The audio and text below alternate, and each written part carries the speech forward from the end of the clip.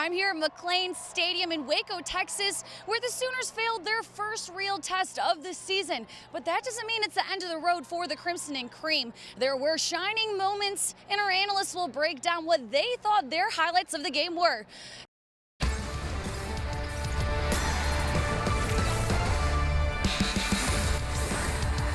Welcome to Studio D on the campus of the University of Oklahoma. This is Sooner Sports Pad, brought to you by OU Health. And now, here's your host, Abbi Bennett. Thank you for tuning into Sooner Sports Pad. I'm your host, Abbi Bennett, and standing next to me for the last time ever for the semester are analysts Rivera and Alyse Jones. Y'all, how are we feeling about our last show? I'm a little sad. Probably not as sad as you. I know, it's my last show ever. It's sad, but also exciting.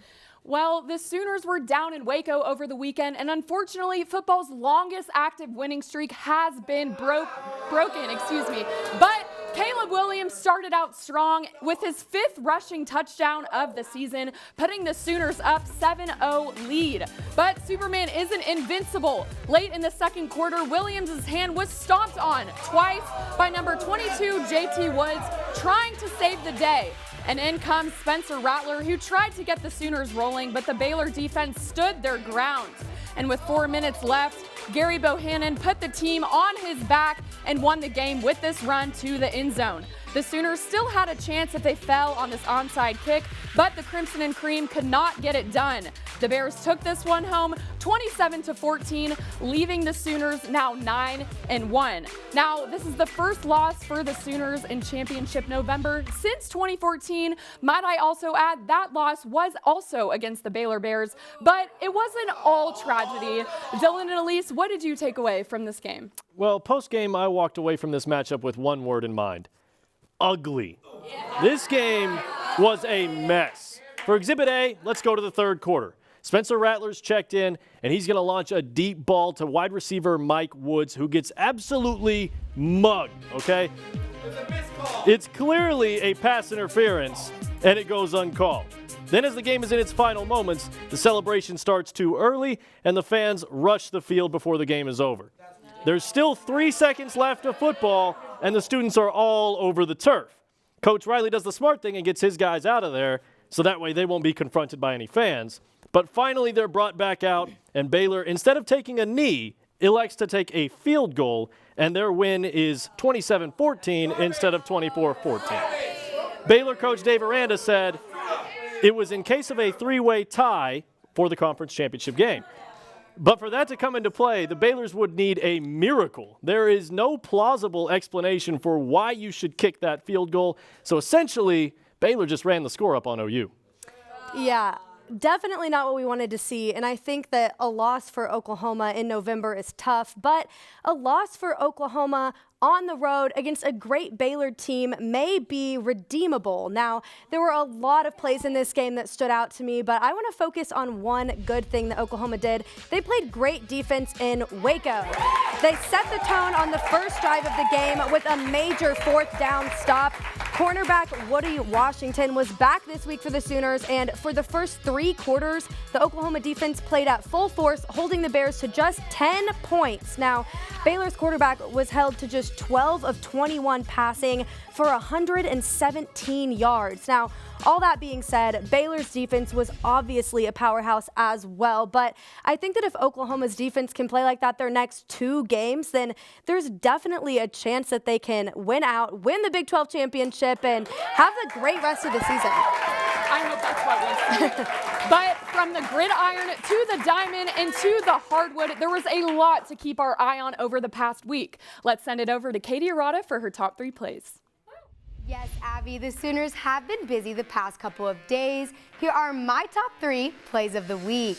We're starting it off on the football field. Coming in at number 3, I have Delarian Turner-Yell picking the ball off in Waco.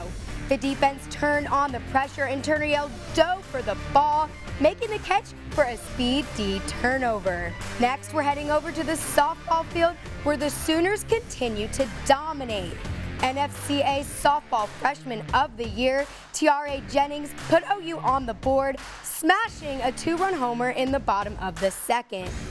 And for my number one play, I'm going to have to take it over to the LNC. Senior transfer Marvin Johnson capitalized on a turnover, and he makes it look easy, running down the court and throwing down a tomahawk dunk, giving the Sooners a 78-31 lead over UTSA. Now the Sooners have yet another busy week this week, and I cannot wait to see them all in action. Back to you guys in the studio.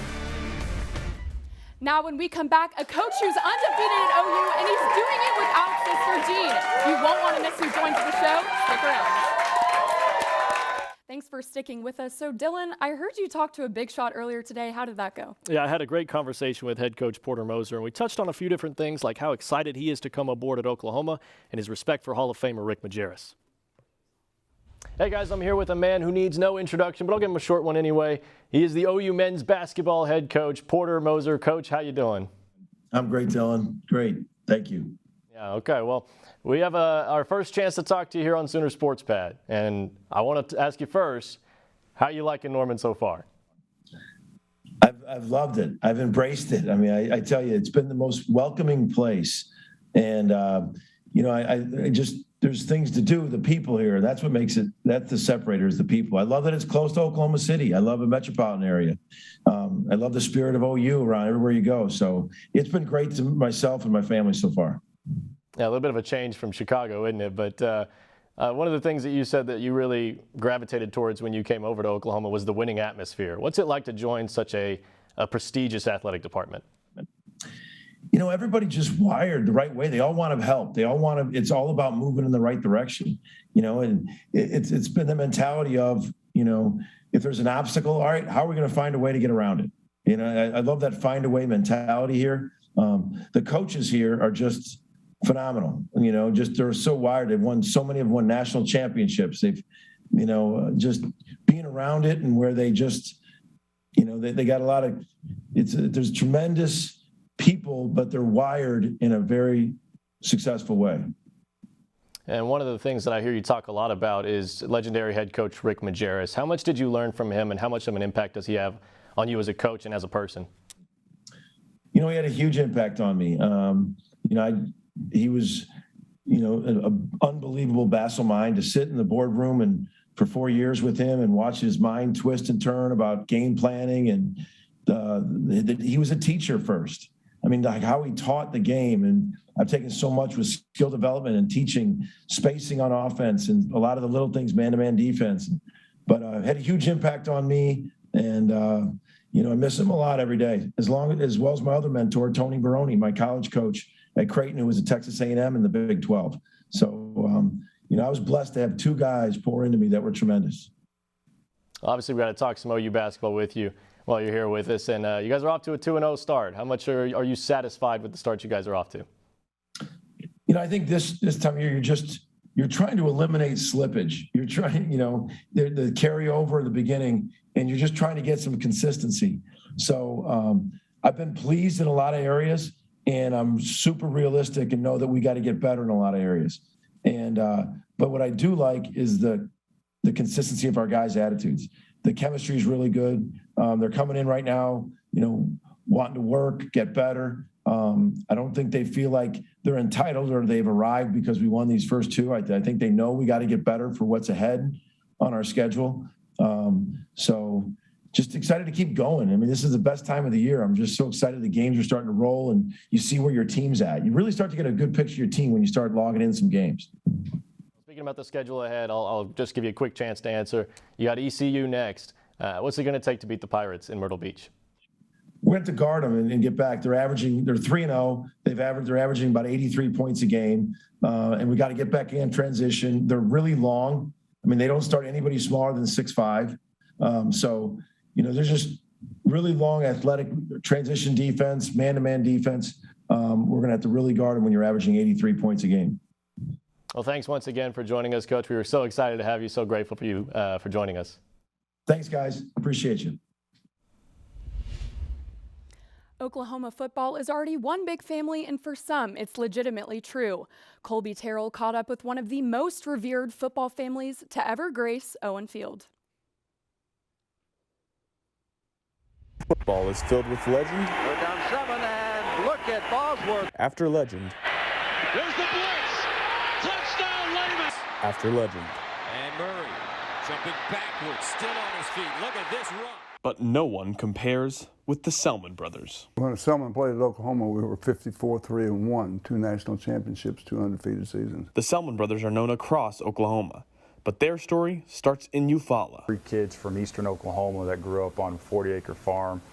But most people don't know about the rest of the Selman family. There's 9 siblings in the family, and it took about 11 years after Brown versus Board Education for the schools in Eufaula to become integrated. The integration of schools in Eufaula only reached Lucius, Dewey, and Leroy. If they would have the opportunities we had coming along, whereby there was integration, they would have been excellent athletes and probably been better. You probably never heard of Dewey Selman. But when I talked with Dewey Selman, the second youngest of the brothers, he said their love for football didn't come at its first opportunity. It definitely wasn't in the 8th grade. That's when we said, Lucius, this game is too much for us. We're going to do something different. Well, Lucius said, go back one more day and try it. And try it they did, enough to catch the attention of Hall of Fame coach Barry Switzer. When we saw the brothers, who were the largest, Dewey and Leroy, we were very impressed with their physical appearance. And so the legend began, the only 3 brothers to ever play college football together. Their reign of terror brought opposing offenses to their knees. It was about right along in here that we knew Colorado marched down the field, and Lucius said to myself and Leroy and everybody else, it's not going to happen. They're not going to score. And the goal was to stop Colorado. And it was all out war. And we did it. Everybody recognized the Selman Brothers as being an outstanding family. We had the signs, God bless Miss Selman, all over the stadium when they were playing. Eventually, that skill translated to the next level. And so legend at OU became legend in Tampa Bay for both Dewey and Leroy. But the rest of the football world sees one of the brothers above the rest. Well, let me tell you, one of those guys are better than any of those statues is Leroy Selman. But Leroy's life came to an early end when he died of a stroke at the age of 56. Still, his legend carries on. I know that Uncle Leroy lives in the heart of my dad, in the heart of my Uncle Lucius, in the heart of Leroy's family. Now the brothers are being honored with a joint statue near Gaylord Stadium, and that legacy will reach a whole new generation. Yeah, there's going to be a statue, but there is meaning behind the statue for past the people that's in that statue.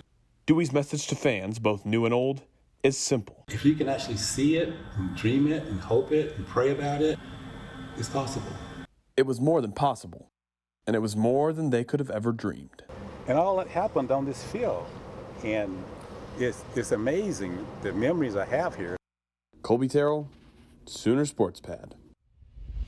Now stay right where you are, because coming up, Dylan and Alyse are going to discuss all unanswered questions about the rest of OU's football season. Welcome back. It is time for Face Off. Now, with Oklahoma's fresh loss, the huge question still being asked is if the Sooners can still make the playoffs. But Alyse and Dylan, looking nationally, who stands in the way for the Sooners? Well, there are 3 teams in front of OU that all happen to be in the same conference. And more specifically, they happen to be in the same division. That's the Ohio State, Michigan, and Michigan State. And they will decide the fate of the Sooners. But I want to focus mainly on the Buckeyes. Why focus on Ohio State? Well, Michigan and Michigan State have already played each other, with Sparty winning that in-state matchup. But Ohio State still has to play both the Wolverines and the Spartans. So if they drop one or both of those, they'll fall hard. If Ohio State loses both, they'll slot in far behind Oklahoma. If they win both of them, that could eliminate both Michigan and Michigan State from the Sooners' path. Harbaugh and Big Blue have Maryland this week, and Michigan State has Penn State next week. All of this is not even to mention the Big Ten Conference title.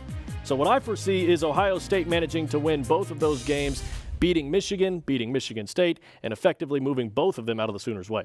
Yeah, I agree. I think with the mess that is the Big Ten, there's a lot of hope there for the Sooners to maybe see a Big Ten fallout and have that. But I want to focus on two other teams that stand in the Sooners' way right now. It's Oregon, who's number 3, and the undefeated Cincinnati Bearcats. Now, Oregon had an early season victory against Ohio State and is still treasured by the playoff committee, but they are a one-loss team and have to win out. So to do that, they have to get past a ranked Utah on the road and in-state rival Oregon State. Now, Oregon State did beat Utah earlier this season, so both of these games may be tough for the Ducks. As for Cincinnati, though, the Bearcats remain undefeated. They have a decently easy schedule going out, but they do play SMU this weekend, who was ranked early on before having back-to-back losses. So with all of that, Oregon and Cincinnati do stand in the way of the Sooners' playoff hopes. But if Oklahoma can win out convincingly, see a team like Oregon, Cincinnati, or anyone in the Big Ten fall out, then I think there's still a chance for the Sooners, especially considering that a one-loss Oklahoma has been in the college football playoff in 2015, 2017, 2018, and in 2019. Yeah, I think it's going to take a lot of help from a lot of different people. Yeah. But especially if they can win out this season, they've got an easy path into the playoff. Well, Alyse, you touched on OU winning out, but they still have the rest of the season ahead of them, playing Iowa State and OSU. So what is the key to OU winning out? Well, through the first few games, I raved about OU's rushing defense. Through the first games, they looked like a brick wall. But throughout the season, that's kind of started to slip and waver a little bit. But if they can show up big time against ISU, I think they are a shoo-in to win out this season. Let me start by saying, if this season and this program really has taught us anything, the Sooners know how to bounce back. They gave up 296 this past weekend, but keep in mind they've held 5 of their opponents to 100 yards or less on the ground. They have a tall task in front of them this week with Cyclone star Breece Hall set to line up on the other side of the ball. And that should be the perfect way to prepare for Oklahoma State's rushing attack. 7 different Cowboys have found the end zone with their legs so far this season, and the running backs managed to find pay dirt 8 times against TCU on Saturday. The lead man in the Pokes running back room is Jaylen Warren, who's already eclipsed 1,000 yards. If the Oklahoma defense can keep him from running all over the field, they should be able to manage a victory over the Cowboys. And 2 victories over the Cowboys, or 1 victory over the Cowboys, depending on the situation, should be able to get them back into the playoff.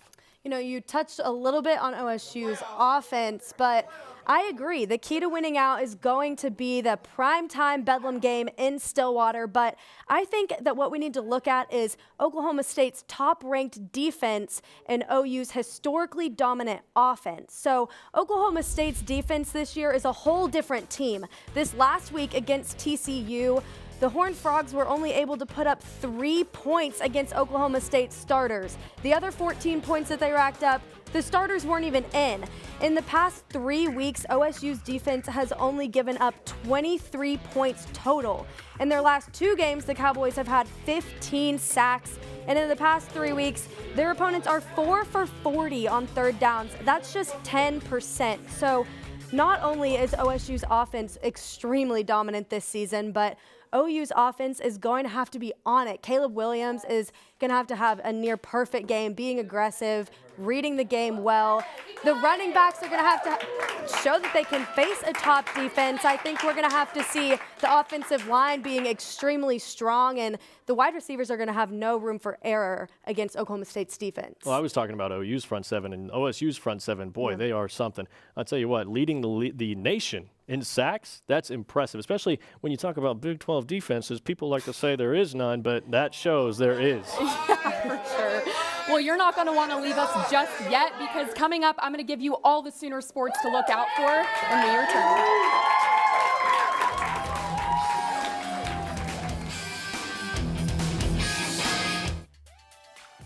It's a week packed with Sooner basketball. Women's hoops will tip off on Tuesday at the LNC against Central Arkansas at 6 p.m. Also at 6 p.m. on Thursday, the men will face East Carolina at home, and the women will be back on Saturday to match up against Oregon at home at 4 p.m. And wrestling will travel to take on Arizona State on Friday beginning at 8 p.m. Football will have their last home game of the season on Saturday at 11 a.m. and wrestling will be back in action on Sunday at Northern Colorado at 3 p.m. Now, Dylan and Alyse, out of all these, I'm kind of curious which one you're looking forward to most. I'm looking forward to seeing wrestling. I know the wrestling team last year, they were co-Big 12 champions, so maybe this is their year to bring it home. Yeah, there's a lot of talent on that wrestling team. I'm excited about the women's basketball games. I think women's basketball is a very exciting sport. I think Jenny Baranczyk is a fantastic coach, and she's going to bring new life to that program, and it's going to be a lot of fun to watch. Yeah, I will also say I'm sad that our last home game for me and you and Alyse is at 11 a.m. Yeah, it's a bummer. Wow, hopefully we win though. But like I said, this is our last show all together for the semester. Alyse, how are you feeling? I'm sad, but also it was so fun getting to do this and getting to come on every week, talk about sports, and especially getting to interview the players and be with, some of the most talented people in this college has been such a great experience, learning experience, and excited to see where I go next. Well, thank you so much for watching Sooner Sports Pad. It is our last show, but we will be back next year and next semester, February 7th. For now, I'm Abbi Bennett, Dylan Rivera, and Alyse Jones. Good night.